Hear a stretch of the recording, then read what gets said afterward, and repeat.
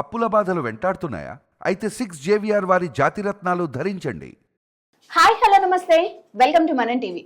ఇప్పుడు మనతో ఉన్నారు ప్రముఖ పొలిటికల్ అనలిస్ట్ భరతరెడ్డి గారు. ఒకసారి వారితో మాట్లాడే ప్రయత్నం చేద్దాం. Hi sir. నమస్తే సార్.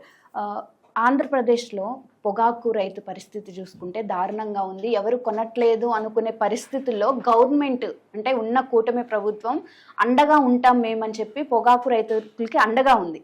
మంచిలో బురద జల్లుతున్నట్టు సాక్షి టీవీ వాళ్ళు దీన్ని కూడా బురద జల్లుతున్నారు. ఏమని? పొగాకు కొనుగోలులో పచ్చపాతం అని జెండాని రైతుకు అంటిస్తున్నారు. దీన్ని ఎలా చూడాలంటారు? ఏదైనా విమర్శలు చేస్తున్నప్పుడు, ఏదైనా ప్రతిపక్ష పార్టీ కానీ అధికార పక్ష పార్టీ మీద విమర్శ చేస్తున్నప్పుడు రైతు కోణంలో ఆలోచించాల్సిన అవసరం ఉంటుంది. రైతులకు ఏ విధంగా న్యాయం జరుగుతుంది, ఎంతవరకు న్యాయం జరుగుతుందని ముఖ్యమైన అంశంగా చూడాలి.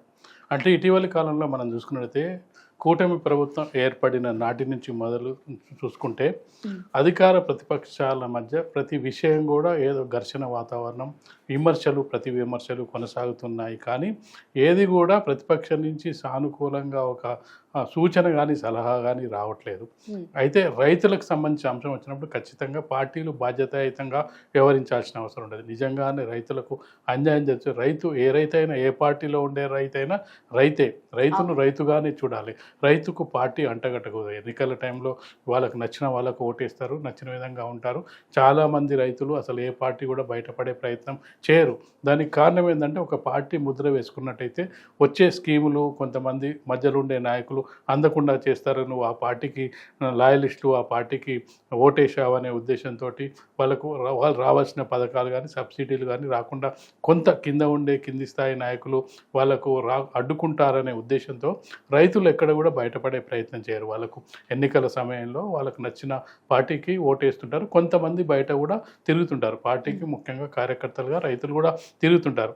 కార్యకర్తలుగా తిరిగినప్పటికీ వాళ్ళకు కూడా ప్రభుత్వం అందించే పథకాలన్నీ కూడా అందాల్సిన అవసరం ఉంది, ఆవశ్యకత ఉంది. ఎందుకంటే రైతే రాజు అని చెప్తాం, స్లోగన్స్ ఇస్తాం, రైతు లేని రాజ్యం లేదని చెప్తుంటాం. ఇవన్నీ స్లోగన్స్ ఇస్తున్న సందర్భంలో ప్రభుత్వాలు ఏర్పడేది ప్రజల సంక్షేమం, రైతు సంక్షేమం. రైతులు ఎంత ఉత్పత్తి చేస్తే అంత దేశానికి జీడిపి పెరుగుతుంది, జీడిపికి వాళ్ళు సహాయం అందిస్తుంటారు. కాబట్టి ఈ విధమైన రాజకీయం రైతుల విషయంలో చేయకూడదు అనేది మనం ప్రధానంగా గుర్తించాల్సిన అంశం. ఇంకా మనం పొగాకు రైతులకు సంబంధించి చర్చను ఇక్కడ ఏదైతే సాక్షి మీడియా వాళ్ళు చేస్తున్న చర్చను చూసుకున్నట్టయితే ఖచ్చితంగా దాన్ని గమనించాల్సిన అవసరం. నిజంగానే పొగాకు రైతులకు అన్యాయం జరుగుతుందా? అన్యాయం జరుగుతున్నట్టయితే ఏ విధంగా జరుగుతుంది? నిజంగానే జరిగినట్టయితే ప్రభుత్వం మీద విమర్శలు చేయొచ్చు, ప్రభుత్వాన్ని నిలదీయచ్చు. అది ప్రతిపక్షాల బాధ్యత, ప్రజలకు సహాయకరంగా ఉండొచ్చు. అక్కడ చూసుకున్నట్టయితే పొగాకును నిజంగా చెప్పాలంటే పొగాకును ప్రభుత్వం డైరెక్ట్గా కొనే పరిస్థితులు లేవు, కొనది కూడా. ఇప్పుడు వరి ధాన్యాలు కానీ, మొక్కజొన్న కానీ, జొన్న కానీ ఇలాంటివన్నీ ప్రభుత్వం మార్కెటింగ్ల ద్వారా కొంటూ ఉంటుంది. కానీ పొగాకు సంబంధించిన కంపెనీలు మాత్రమే కొంటూ ఉంటాయి. కానీ ప్రత్యేక పరిస్థితుల దృష్ట్యా కూటమి ప్రభుత్వం ఏర్పడిన తర్వాత రైతుల సమస్యల్ని దృష్టిలో పెట్టుకొని డైరెక్ట్గా ప్రభుత్వమే కొనుగోలు చేయడానికి నిర్ణయం తీసుకుంటుంది. 12,000 రూపాయల క్వింటాల్ పని తీసుకోవడానికి వాళ్ళు పూనుకోవడం జరిగింది.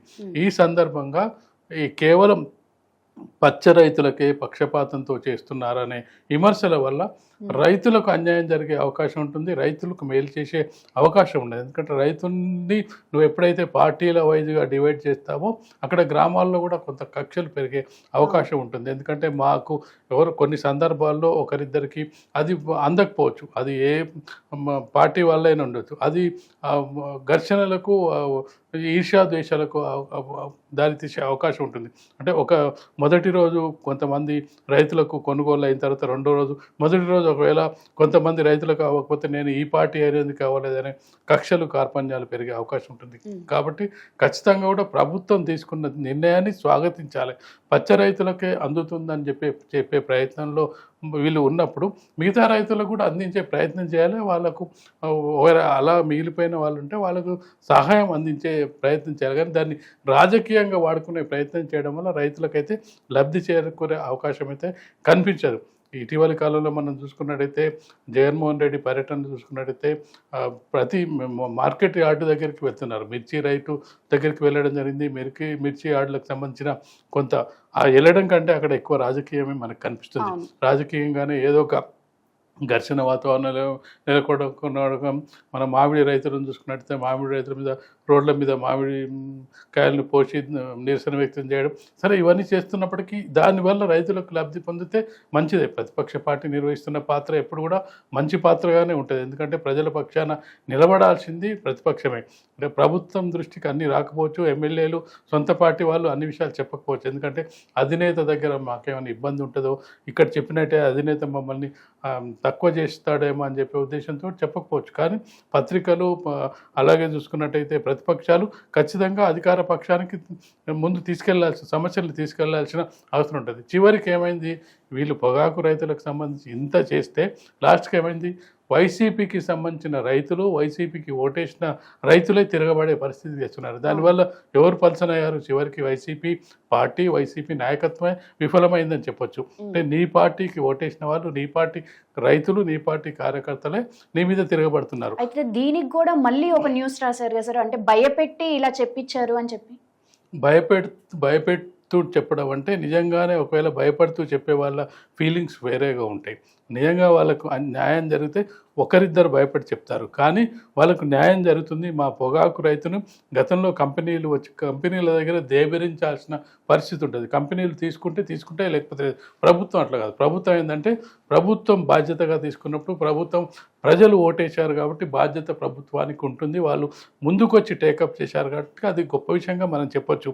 కంపెనీలు వాళ్ళు అవసరం ఉంటే కొనుగోలు చేస్తారు, అవసరం లేకుంటే ఈ సంవత్సరం అసలు మేము కొనుగోలే చేయమంటారు.